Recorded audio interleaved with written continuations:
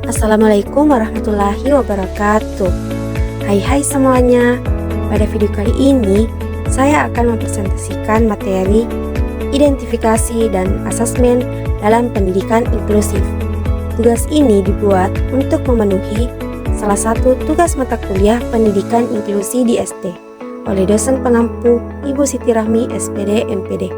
Sebelum itu, perkenalkan nama saya Umi Nur Asila dengan NIM 220407561053 dari kelas 32A.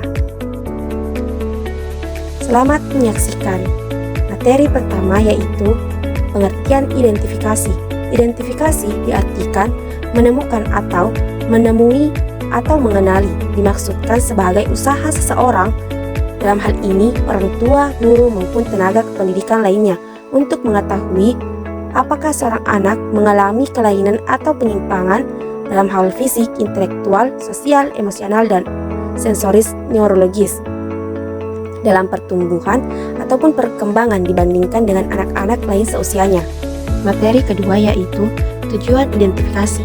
Nah, tujuan identifikasi dibagi menjadi dua. Yang pertama, tujuan umum.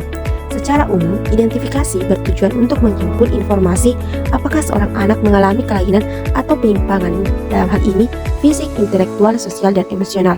Yang kedua, tujuan khusus. Secara khusus, tujuan identifikasi agar guru atau pendidik dapat menjelaskan pengertian identifikasi, tujuan identifikasi, materi identifikasi, metode dan teknik identifikasi. Materi ketiga yaitu metode dan teknik identifikasi dalam pendidikan inklusif. Yang pertama, menghimpun data anak. Pada tahap ini, petugas atau guru menghimpun data kondisi seluruh siswa di kelas. Dalam hal ini dengan menggunakan alat identifikasi anak berkebutuhan khusus yang disebut AIABK. Yang kedua, menganalisis data dan mengklasifikasi anak. Pada tahap ini, tujuannya adalah untuk menemukan anak-anak yang tergolong sebagai anak berkebutuhan khusus. Yang ketiga, menginformasi hasil analisis dan klasifikasi. Yang keempat, menyelenggarakan pembahasan kasus. Yang kelima, menyusun laporan hasil pembahasan kasus. Pada tahap ini, tanggapan dan cara-cara pemecahan masalah dan penanggulangannya perlu dirumuskan dalam laporan hasil penemuan kasus. Materi keempat, yaitu pengertian asesmen. Asesmen adalah suatu proses pengumpulan informasi atau data secara komprehensif mengenai keberadaan individu yang dapat dijadikan dasar dalam menyusun program layanan atau pembelajaran bagi individu sesuai dengan kebutuhannya. Materi kelima, ruang lingkup asesmen dalam pendidikan khusus. Yang pertama, asesmen berdasarkan kurikulum. Asesmen berdasarkan kurikulum adalah kegiatan asesmen yang berkenaan dengan usaha untuk mengetahui kemampuan yang sudah dimiliki ataupun hambatan yang dialami anak. Yang kedua, asesmen berdasarkan perkembangan. Asesmen perkembangan adalah kegiatan asesmen yang berkenaan dengan usaha mengetahui kemampuan yang sudah dimiliki ataupun hambatan perkembangan yang dialami, meliputi latar belakang mengapa hambatan-hambatan perkembangan itu muncul. Materi keenam yaitu tujuan asesmen.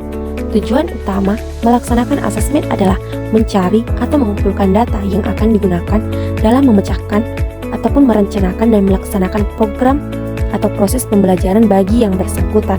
Secara rinci, menurut Amin pada tahun 1995 mengemukakan bahwa tujuan melaksanakan asesmen yaitu 1. Mengetahui kemampuan anak dalam setiap aspek, misalnya kemampuan bahasanya, motoriknya, kognitifnya, maupun penyesuaian dirinya. Yang kedua, keperluan penempatan dan penentuan program pendidikan. 3. Menentukan arah dan kebutuhan pendidikan. 4. Menyusun dan mengembangkan program pendidikan yang diindividualisasikan yang dikenal dengan IEP atau Individualized Education Program. Yang kelima, menentukan strategi, lingkungan belajar dan evaluasi, serta tindak lanjut pembelajaran. Materi ketujuh, yaitu fungsi asesmen. Yang pertama, sebagai alat untuk melihat kemampuan dan ketidakmampuan yang dihadapi anak saat ini. Yang kedua, sebagai bahan dalam menentukan kebutuhan belajar yang sesungguhnya bagi seorang anak. Yang ketiga, sebagai dasar penyusunan program pembelajaran yang diindividualisasikan bagi anak berkebutuhan khusus. Yang terakhir, sebagai persyaratan dalam melaksanakan pembelajaran yang dibutuhkan pada saat ini. Materi ke-8 yaitu pelaksanaan asesmen dalam pendidikan inklusif. Yang pertama, tahap persiapan. Pada tahap ini dilakukan persiapan seperti menyiapkan instrumen, tempat, media, buku catatan, petugas, dan bentuk penilaian. Yang kedua, tahap pelaksanaan. Dimulai dari kegiatan awal, yaitu menyiapkan anak yang diasesmen, mengisi daftar hadir, menjelaskan tata cara asesmen yang dilakukan. Yang kedua, kegiatan inti, yaitu anak langsung diberi tugas dan mengerjakan tugas-tugas tersebut. Bila anak mengalami kesulitan, diberi kesempatan untuk mengulanginya 2 kali atau dengan menyederhanakan tugas tersebut, yakni harus diperlihatkan bahwa anak tidak diberi penjelasan atau diajar terlebih dahulu, tetapi langsung diberi tugas sesuai dengan instrumen asesmen. Yang ketiga yaitu tahap akhir. Setelah asesmen selesai, maka guru menerangkan anak dan mengembalikannya ke rumah atau di kelasnya. Yang keempat, tahap analisis hasil dan rekomendasi. Tahap ini dilakukan dengan mendeskripsikan hasil kerja anak dengan mencatat kemampuan dan ketidakmampuannya. Itulah tadi materi tentang identifikasi dan asesmen dalam pendidikan inklusif. Adapun kesimpulannya yaitu identifikasi diartikan menemukan atau menemui, mengenali.